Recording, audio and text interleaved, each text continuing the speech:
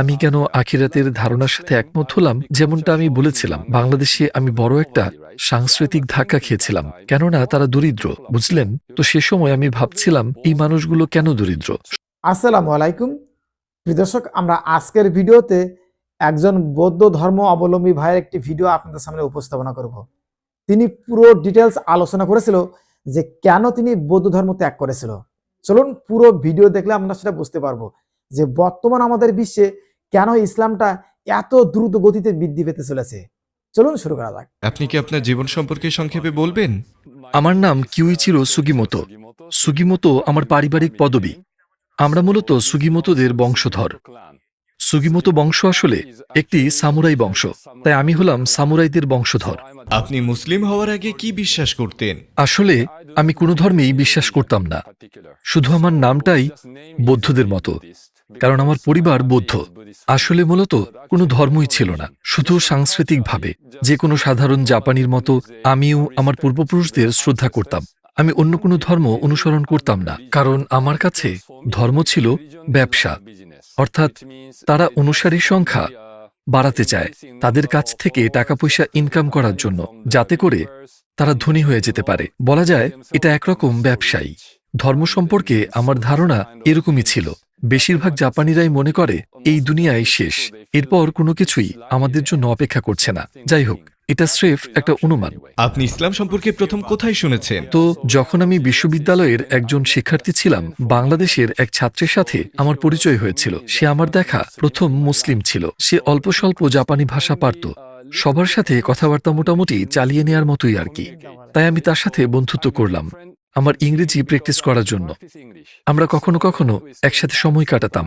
একটা সময় আমরা একসাথে খাওয়া দাওয়াও করতাম। দুজনের জীবন নিয়ে আমাদের মধ্যে অনেক কথা হতো। তারপর এক গ্রীষ্মের ছুটিতে সে আমাকে বাংলাদেশে বেড়াতে যেতে বলে। যেহেতু আমি বিভিন্ন সংস্কৃতি সম্পর্কে জানতে আগ্রহী ছিলাম, তাই জীবনে প্রথমবারের মতো বিদেশ ভ্রমণ করতে বাংলাদেশে গেলাম। বাংলাদেশ একটা মুসলিম দেশ, তাদের সাথে আমাদের একটা বড় সাংস্কৃতিক ব্যবধান দেখতে পেলাম, কারণ বাংলাদেশ খুবই গরিব একটা দেশ। দুই দেশের মধ্যে আমি প্রচুর পার্থক্যও দেখলাম। আমি রাস্তায় অনেক পথশিশু দেখতে পেলাম, ওরা রাস্তাতেই ঘুমাচ্ছিল। আমি খুবই অবাক হলাম, এসব কি দেখছি, কারণ জাপানে এরকম দুর্দশাগ্রস্ত মানুষ নেই বললেই চলে। তারপর যখন আমি আমার বন্ধুর বাসায় পৌঁছালাম, তার পরিবার, বাবা মা, ভাই বোন সবাই আমাকে স্বাগতম জানালো এবং তারা খুবই অতিথিপরায়ণ, বন্ধুসুলভ। তো এটাও ছিল আমার জন্য একটা সাংস্কৃতিক ধাক্কা, কারণ তারা পরিবারকে সম্মান করে, মূল্য দেয়। তাদের যৌথ পরিবার প্রথা আছে এবং তারা সেটা এখনো ধরে রেখেছে। তারপর আমি ওখানকার গ্রামের দিকেও গিয়েছিলাম। দেখলাম তারা খুবই উদ্যমী, জীবন্ত আর প্রাণচঞ্চল, যেটা জাপানে খুঁজে পাওয়া যায় না, কারণ এখানে সবকিছুই নিয়ন্ত্রিত আর শহুরে স্টাইলে। তাই জাপানে আপনি যখন কোনো মানুষের চোখের দিকে তাকাবেন, দেখবেন তাদের চোখগুলো কেমন যেন নিষ্প্রাণ, কারণ তাদের জীবনের কোনো উদ্দেশ্য নেই।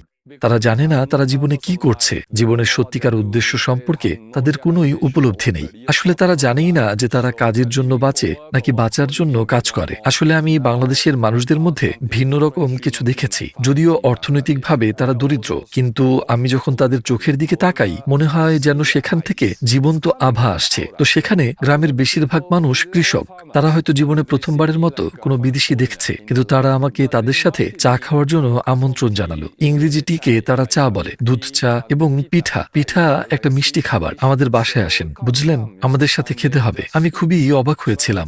জাপানে এমনটা কখনোই দেখা যায় না। প্রথমবারের মতো হঠাৎ আপনি কোনো বিদেশিকে দেখলেন আর তাকে দাওয়াত দিলেন, এমনটা হয় না। কিন্তু বাংলাদেশে আমার এমন অভিজ্ঞতাই হয়েছে। আমি ভাবলাম এরা এমন কেন? তো তখনই আসলে ইসলামের ব্যাপারে আমার ভাবনা শুরু হয়েছিল, কারণ আমি জানতাম তারা সবাই মুসলিম। তাই তাদের আচরণ ও মন মানসিকতা ইসলামিক মূল্যবোধের উপর ভিত্তি করে গড়ে উঠেছে। আমি জাপানে ফেরত আসার পর ইসলাম সম্পর্কে খোঁজখবর করার জন্য ইসলাম বিষয়ক বই পড়া শুরু করলাম, কারণ তখন 1996 সাল আর ইন্টারনেট তখনও ছিল না। তাই বইয়ের দোকান বা লাইব্রেরি ছিল ভরসা। তো আমি পবিত্র কোরআনের একটা জাপানি ভাষার অনুবাদ খুঁজে পেলাম। এটা ছিল আমার ইসলাম সম্পর্কে জানার সর্বপ্রধান উৎস। আমি কোরআনের জাপানি ভাষার অনুবাদ পড়া শুরু করলাম। তারপর আমি কিছু অন্যান্য বিশ্বাস, যেমন আখিরাত, মৃত্যুর পরের জীবন আর তাওহিদ, আল্লাহর অথবা স্রষ্টার একত্ববাদ সম্পর্কে জানতে পারলাম। এসব ধারণা আমার জন্য খুবই নতুন। জীবন সম্পর্কে আমি কখনো এভাবে ভাবিনি, কারণ জাপানের মানুষ এত ব্যস্ত, তাদের মৃত্যুর পরে জীবন নিয়ে ভাববার সময় কোথায়? তারা হয়তোবা জীবনে এক মুহূর্তের জন্য এ বিষয়ে কখনো ভাবেনি। তারা স্রষ্টার ধারণা নিয়েও ভাবে না। জাপানে বহু ঈশ্বরবাদ অনেক বিখ্যাত এবং স্রষ্টার নির্দিষ্ট কোনো সংজ্ঞাও নেই। কেউ আপনাকে শেখাবে না স্রষ্টা কে, স্রষ্টার পরিচয় কি। কিন্তু কোরআনে আমি স্রষ্টার সংজ্ঞা খুঁজে পেলাম, একদম স্পষ্টভাবে উল্লেখ করা। উদাহরণস্বরূপ সূরা ইখলাসের কথা বলা যায়, আউযুবিল্লাহি মিনাশ শাইতানির রাজীম, কুল হুয়াল্লাহু আহাদ। বলুন, তিনিই আল্লাহ, এক, অদ্বিতীয়। খুবই সহজ, কিন্তু আমার জন্য এটা অবাক করার মতো ছিল। ওহ, স্রষ্টার একটা সংজ্ঞা আছে। তারপর আমি কোরআনের অন্য অংশগুলো পড়তে খুবই আগ্রহী হলাম যে সেখানে আসলে কি লেখা আছে। এটা প্রায় 600 পৃষ্ঠার একটা বই। আমাকে দেখতে হবে আল্লাহ তাআলা আমাদের কি বলছেন। আমি অত্যন্ত মনোযোগ দিয়ে কোরআন পড়ছিলাম। মনে হচ্ছিল যেন আল্লাহ তাআলা আমাদের স্রষ্টা সরাসরি আমার সাথে কথা বলছেন। এটা কোনো 7ম শতাব্দীর বই না, বরং আমার বর্তমানের জন্য জীবনমুখী শিক্ষা। আমি খুবই কৌতূহলী ছিলাম, হয়তো এই বই থেকে আমি কিছু শিখতে পারবো।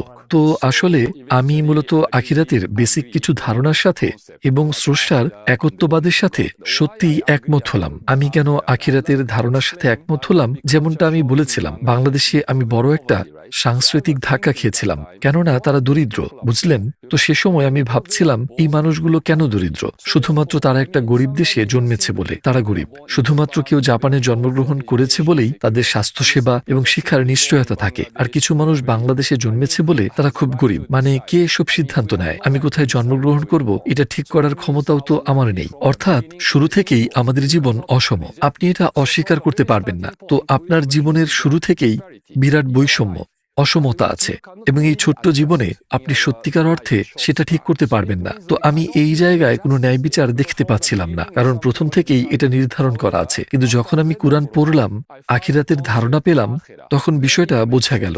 আমাদের এই জীবনের সবকিছুই যেন একটা পরীক্ষা। আপনাকে বেশি দেওয়া হোক বা কম, এর সাথে আপনার শেষ বিচারের সাথে কোনো সম্পর্ক নেই।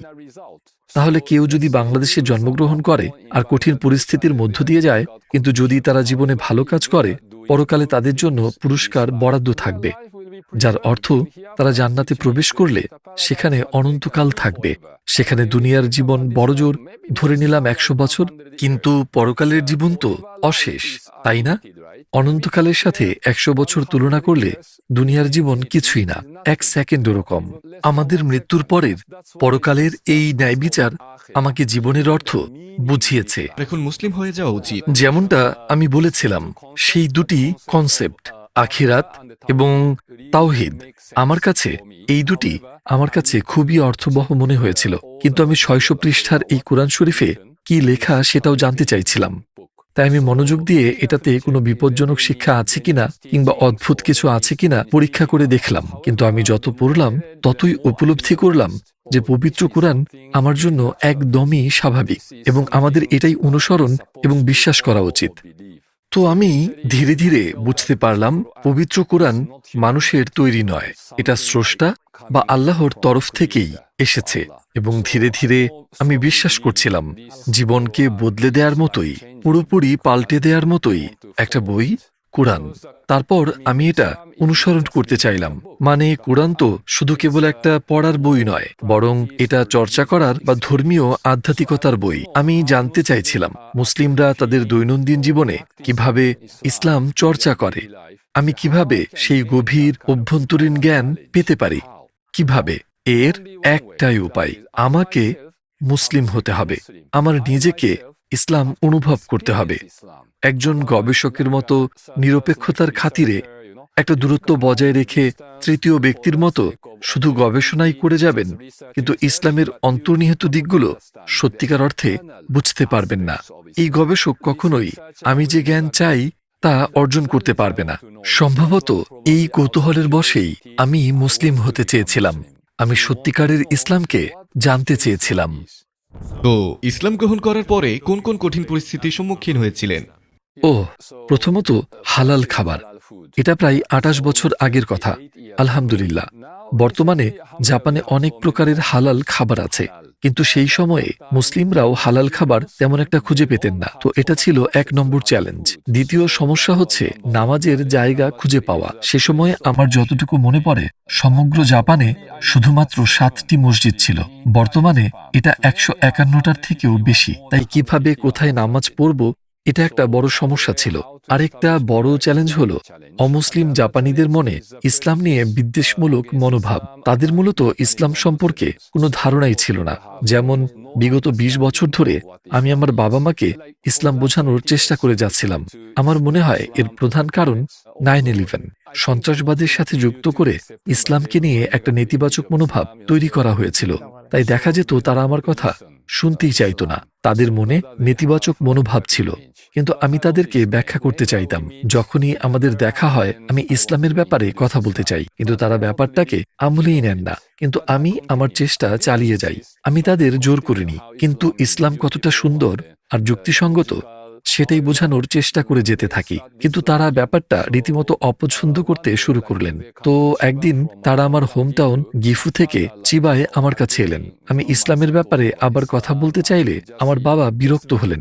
আবার সেই একই টপিক, ইসলাম।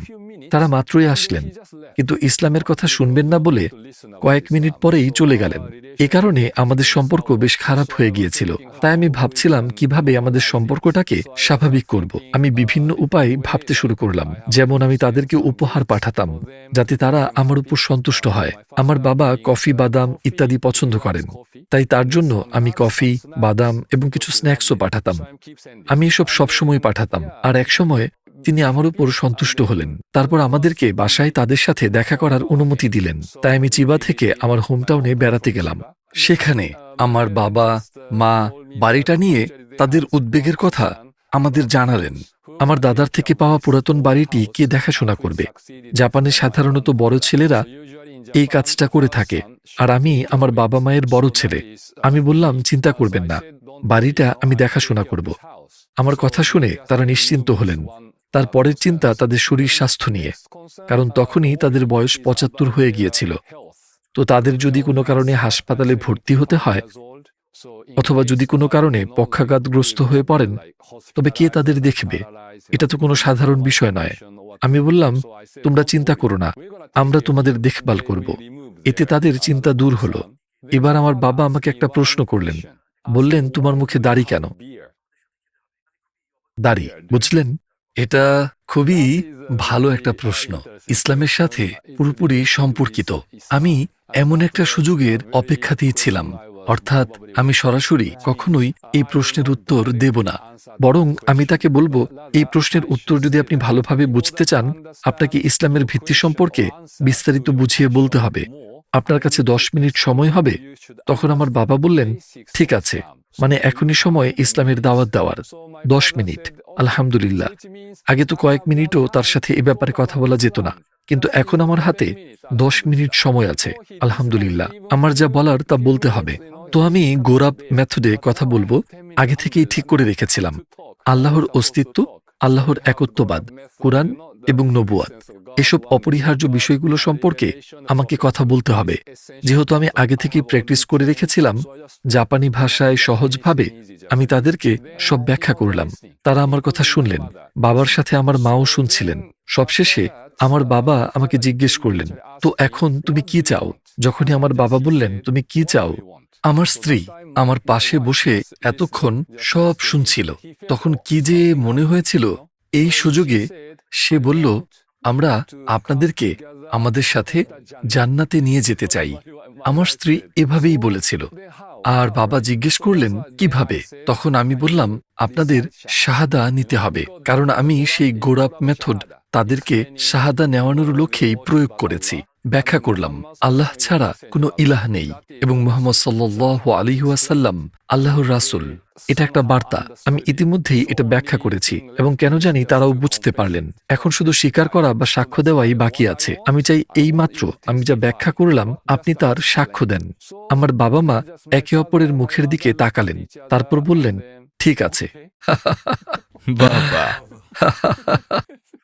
তাহলে ঠিক আছে, আমরা সিদ্ধান্ত নিলাম। আমরা বলতে চাই, এটা আমাদের জন্য সত্যিই খুবই খুশির একটা মুহূর্ত। তারপর আমি আর আমার স্ত্রী সাথে সাথে সুজুদ শুকুর দিলাম। এটা আমাদের জন্য একেবারেই অকল্পনীয় ছিল, কিন্তু সুবহানাল্লাহ, ঠিক সেটাই ঘটেছিল। নবী করিম সাল্লাল্লাহু আলাইহি ওয়াসাল্লামের কোন বিষয়টি আপনাকে মুগ্ধ করে? সাল্লাল্লাহু আলাইহি ওয়াসাল্লাম, প্রথমত তিনি একজন আল্লাহর রাসূল।